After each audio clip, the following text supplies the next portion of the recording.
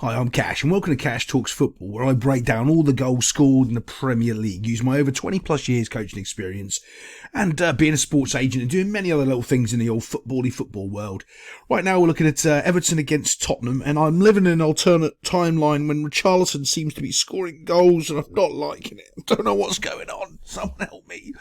Right, there's a couple of things I'm going to show you on this first goal of Everton, but so when you're coaching, when you're trying to build a team, there's a couple of things you want to make with your centre backs, strategic parts of your centre backs. These two are just they're actually here. They're going for a wander, right? These two are going for a wander because this is your left back. You can't be in this situation where this is your left back and these are your two centre backs and they've gone for a wander. You really always want them to keep them. Actually, if this was one and this was two here, you'd be kind of okay with it, but not really. You really don't want them wandering past the posts, okay? Because what ends up happening is you get into this situation where no one really knows what they're supposed to be doing right now, because this is the left back. He knows he needs to cover Richarlison. Why? Okay, so as a defender, and you're in these situations, you only ever deal with the space in front of you because you can't have eyes in the back of your head. If this guy here is got any brains and his goalkeeper is switching on, he's yelling at this guy to come back here so he can go back and do his job here.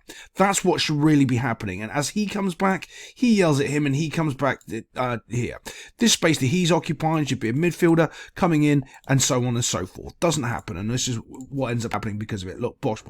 Rotation, this guy starts pointing. As we know in the Premier League, as soon as someone points to tell someone else to do their job, what's about to happen in the next 30 seconds? Someone's going to score a goal. What he should be doing is realising this danger, and he should be trying to get back in and do something about it, not standing up here. By the way, it doesn't matter if he's coming back here to do that job. Why? Because I explain this all the time, but people are idiots and don't get it.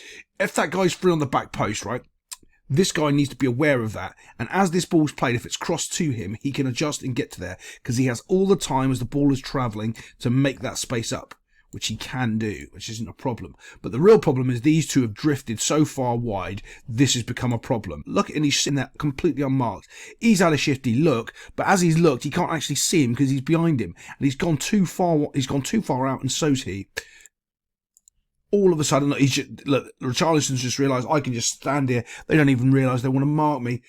Both of these two guys, and this is the reason why I can go on for days on this. One of the reasons why you don't want to get caught out is because you always get, one of you gets caught in what's called no man's land. You're out here, you're not marking anybody, you're not stopping anybody, you're not doing anything, you're not protecting the goal. And now you can see that this guy's caught between two minds. Does he go, look, he's screaming for the ball, does he go to him, or does he actually mark the man he's supposed to? Because in this situation, he's supposed to mark him and let that guy be free and yell at everybody else and say, look, I'm doing my job. I'm marking the man behind your back. That's the guy I'm supposed to be covering. The guy behind my back, I would love to cover, but you're not doing your job. So I'm trying to do your job for you because this guy is in the middle of the goal. Even though this guy is in the middle of the goal now. But as the ball comes in, Bosch, it's a one-time finish straight in there. And no one is even close to him inside the box, right on the 6-yard line. And this defender here has tracked all the way from here, all the way back to here and done nothing. Watch the keeper go mad.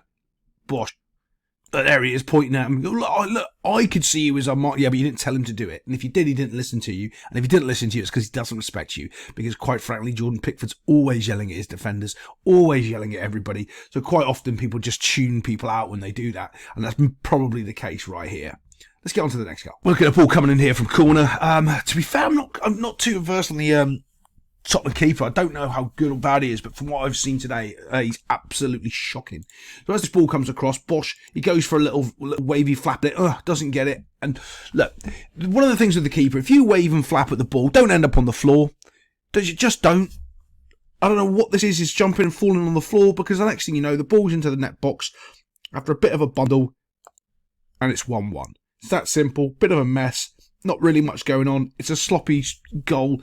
But Everton, honestly, without that 10-point deduction, they might have been, obviously higher up in the table, but they might have had a little bit more confidence. They're an interesting team to watch. Don't write them out. They're not one of those teams you're going to be able to walk over. But let's get on to the next goal. Okay, similar to the first goal, you can see what's happening here. And this is just, there's two things that happen when you, two things, there's more than that. But when you're dropping back and you're not marking up players, it's just because you don't have any team confidence. So you're trying to, get back to as far to the goal as you can. But again, look, getting sucked over, not doing anything. 1, not doing anything. 2, not doing anything. 3, not doing anything. Why? Because they're not really in any sort of cohesive shape.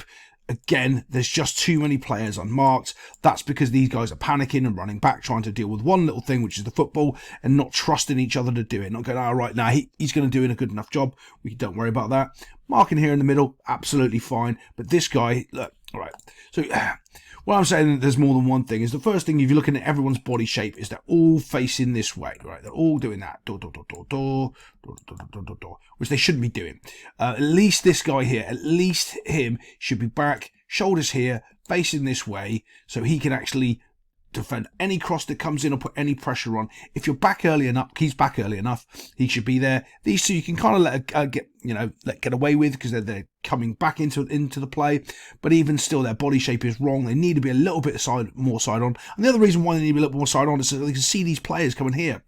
But yeah, let's just move this forward so I can show you exactly why a little bit more. See, look, that's his normal position. That's exactly where I want to be, a little bit more side on, so we can actually check to see what's going on. He sees he's unmarked. What does he do about it? If he's doing that as he's approaching the box, why can he afford to do it when he's approaching the box? Well, because there's no players to mark. As he's running forward there, you can see there's no one there, no job for him to do. So he can afford to get into that starting possession too early. You see what I mean? Where it's too deep now. He wanted to be doing that, exactly what he's done there, probably about here, and he hasn't done that. And then what ends up happening is, oh my God, he doesn't go. He sees he's unmarked and he doesn't go. He doesn't go.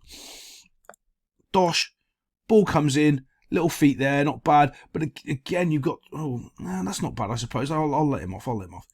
Boom, little flick from Maddison.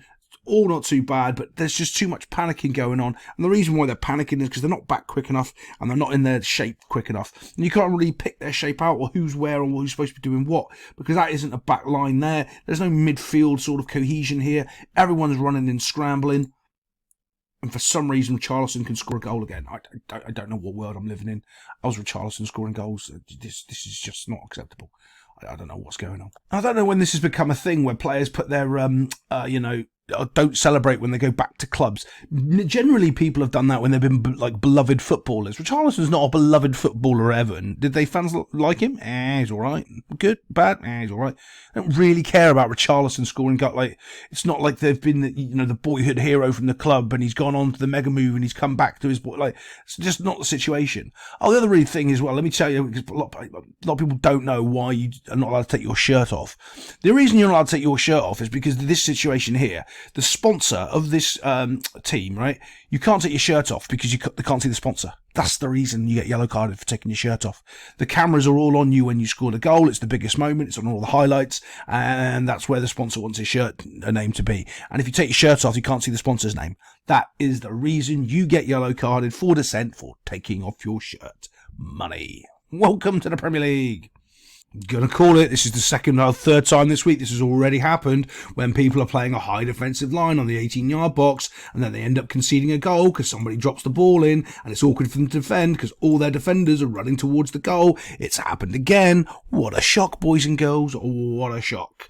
So, again, I'll explain it again like you seem to every single week to these idiots in the Premier League. If you're running towards your goal defending, you can't get rid of the ball. If you're running away from the goal when you're defending, you can.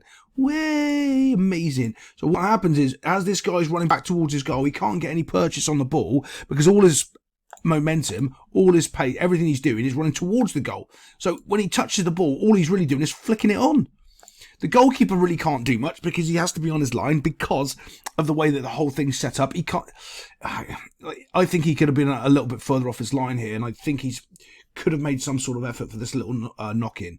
But again, it's because of the way they're setting up for this free kick. If they're a little deeper, he's setting up more like it's a corner and he's more comfortable because he can see the bodies in front of him. And that's not a flick on, that's a header away because the guy can use his purchase to get off the ground and knock the ball away instead of his momentum towards the goal that ends up flicking it on. So when this comes in here, it looks like the keeper's had a bit of a shocker, Bosch, because of his, his positioning. And that's why I was saying earlier, I don't know how good this keeper is or not, but he starts over here and ends up over here and he can't really make a challenge for the ball. But again, it all comes from this stupid high line and the ball's played in behind the high line, the keeper can't come out and get it because he'll be in no man's land, instead of just dropping a little bit deeper, maybe on the penalty spot, so if they do try to put it in behind, the keeper can catch the ball, but then at least they're all there and they can head the ball away, and the quality of the delivery has to be so much better. When you're giving them this extra yardage here to play the ball into, so this is basically the zone that they can all play the ball into, because this is where the line is, it's making the game easy for them. But yeah, what do I know? It only happens every single week. See you next time on Cash Talks Football.